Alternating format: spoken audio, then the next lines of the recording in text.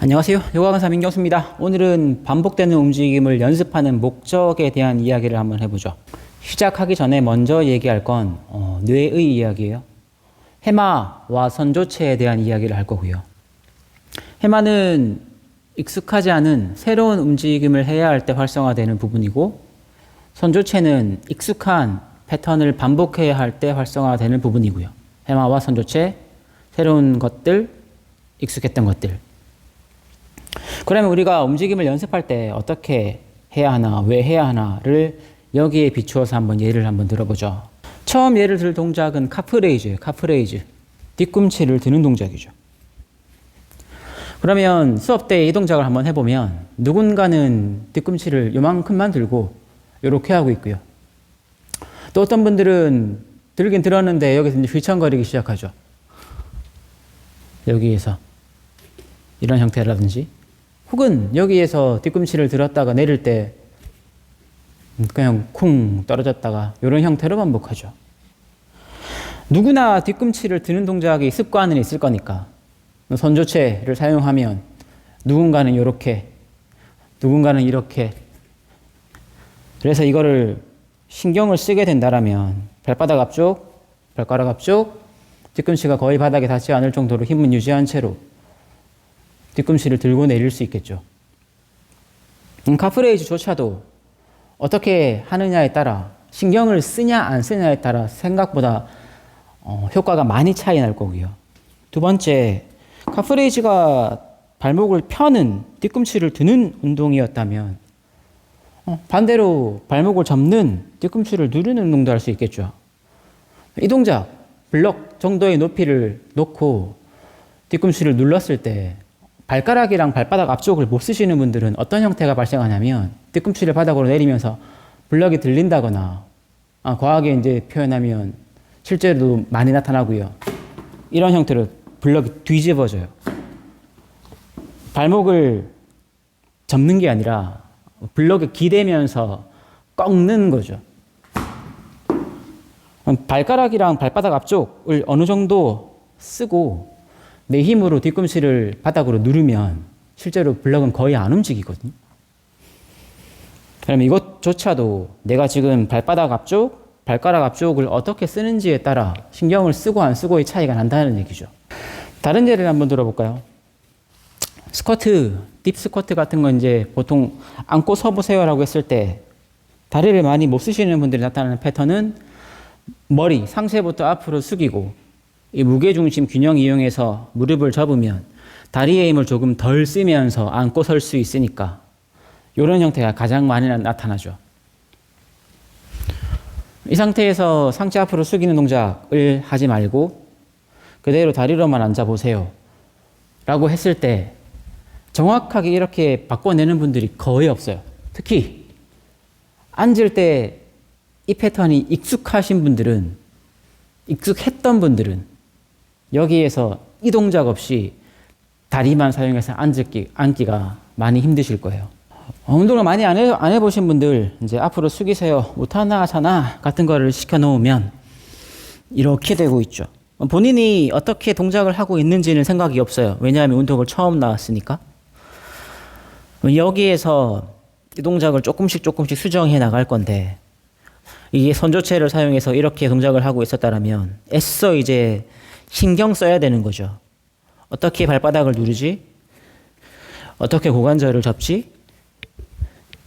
상체는 펴야 되나? 말아야 되나? 고개는 숙여야 되나? 들어야 되나? 당겨야 되나? 밀어야 되나? 를 애써 생각하시면서 동작을 조금씩 수정해 나가게 될 텐데, 그러면 숙여내야 되는 동작 자체만으로도 해마를 쓸 건지 선조체를 쓸 건지를 어느 정도는 생각을 좀 하시고, 어려운 얘기 같지만 신경을 쓰면서 움직여야 해마를 쓸 거고 새로운 자극을 찾아갈 거고요. 신경을 안 쓰면서 움직이면 선조체를 쓰면서 기존에 있던 습관대로 움직이겠죠. 결국은 이 모든 과정은 내가 어떻게 움직였던 습관을 조금 더 다른 형태로 바꿔나갈까의 문제고요. 제 기준에서 이거에 대한 근본적인 목적, 첫 번째 목적은 앉고 서고 걷고 뛰고는 어떻게든 잘 해야겠다. 앉고 서고 걷고 뛰고 내가 무의식적으로 해도 이 동작에 대한 신체적인 부하는 없어야겠다. 그래서 보통 이런 것들, 카프레이즈, 스쿼트 이런 것들을 주로 많이 하죠. 어려운 동작이 접근할수록 선조체가 감당해야 되는 부분들은 조금씩 더 많이 늘어날 거고요. 그래야 내가 신경 써야 될 부분들만 집중해서 움직일 수 있겠죠. 바크아사나를 처음 접근할 때는 아마 저도 마찬가지였고 어떻게든 저떻게든 다리를 드는 거에만 집중하겠죠. 여기에서 발을 어떻게 하면 다리를 떼볼까에만 집중하겠죠. 그래서 이런 형태, 최대한 조심스럽게 앞으로 넘어지지 않게 신경 쓰면서 때가 되면 다리를 한 다리씩 이렇게라도 떼보게 될 건데, 이 과정을 많이 반복하다 보면 요까지는 또 익숙해질 거고요. 그러면 어느 정도 선조체를 사용해서 움직여질 거고, 그러면 이게 많이 익숙해졌다라고 치면 그냥 여기에서 다리를 바로 뗄 수 있을 거고요. 물론 예비 과정, 조심스럽게 바닥을 짚고 조심스럽게 이동하지 않아도 그냥 바로 다리를 들 수 있을 거고요. 다리 든 상태가 익숙해졌다. 이조차도 이제 균형 잡는 데는 무리가 없다. 내가 신경 쓰지 않아도 어느 정도는 되네. 그러면 다리를 뗄 수 있겠죠.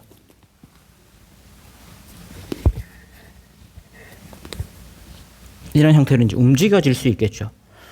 이 움직이는 것조차도 처음엔 균형을 애써 잡고 있었으니까 균형 잡는 거에도 어느 정도 해마를 써야 되고, 다리를 떼는 것도 해마를 써야 되고, 어떻게 펼 건가도 신경을 써야 되고, 그러면 적어도 밸런스에 관련된 부분들은 내가 신경을 좀 덜 써야, 선조체로 유지할 수 있어야, 다리를 접고 피고에만 신경을 써서 동작을 조금씩 완성해 나갈 수 있겠죠. 움직임을 훈련할 때, 수련할 때 이제 같은 동작을 여러 번 반복한단 말이죠. 계속해서 반복하게 될 건데,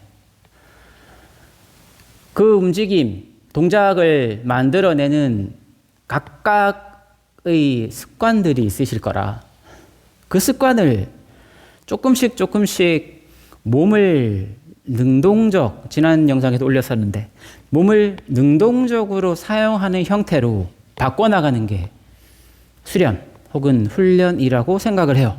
정리해보죠. 반복 아닌 반복을 많이 반복하셔야 된다라고 얘기를 하거든요. 반복 아닌 반복을 많이 반복해야 된다.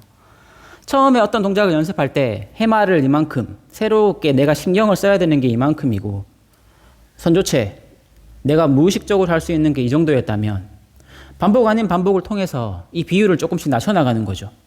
신경을 조금 덜 써도 선조체가 충분히 감당할 수 있을 만큼 그 양이 충분히 많이 반복되어졌다면 이제 습관적으로 해도 해마를 최대치로 덜 쓰면서 선조체로만 움직일 수 있는 형태가 될 거란 얘기죠.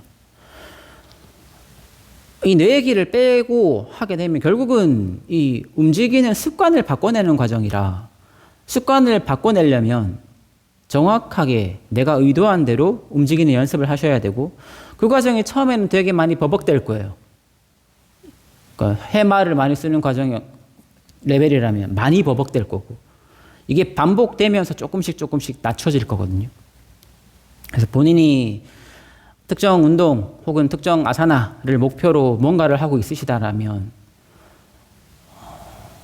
어느 정도의 비율을 맞춰서 내가 불편하고 신경을 써야만 이 동작이 될 정도로를 많이 반복하셔야 이 비율이 조금씩 계속 조정될 거거든요.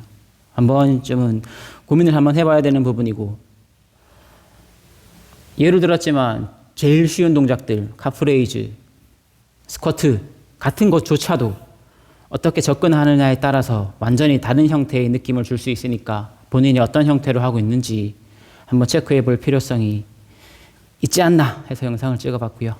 날씨 추워지니까 감기 조심하시고 저희는 다음 영상에서 뵙겠습니다. 감사합니다.